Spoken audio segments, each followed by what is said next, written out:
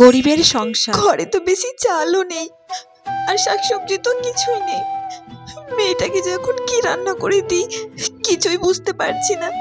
যাকে এক কাজ করি, যতটুকু চাল আছে মেয়েটাকে অন্তত দুটো ভাত তো ফুটিয়ে দিই। আমাদের না খেলেও হবে, আমরা না হয় মুড়ি খেয়ে থেকে যাব।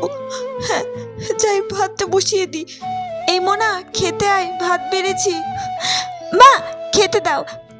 আজকে কি রান্না করেছো মা? নে ভাতটা খেয়ে নে। মা, আজও শুধু ভাত? হ্যাঁ রে মা, আজও শুধু ভাত। কি করব বলতো, তোর বাবা তো ভ্যান নিয়ে যাচ্ছে কিন্তু একটা টাকাও রোজগার হচ্ছে না। মনা, আজকের মতো তুই কষ্ট করে খেয়ে নে মা, আমি কালকে তোকে ঠিক ডাল রান্না করে দেবো। হ্যাঁ, কালকে তুমি আমাকে ডাল রান্না করে দেবে?